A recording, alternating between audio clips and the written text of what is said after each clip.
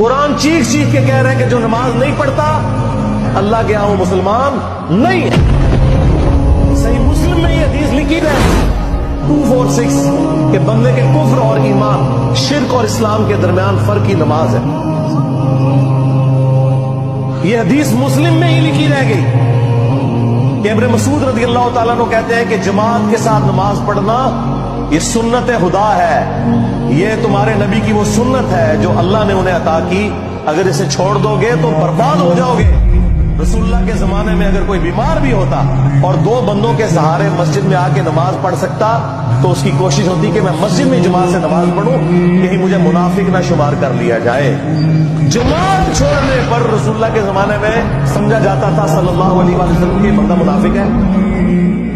صحابہ کرام کو، اہل بیت کو کب معلوم تھا کہ ایسی امت بھی آنے والی ہے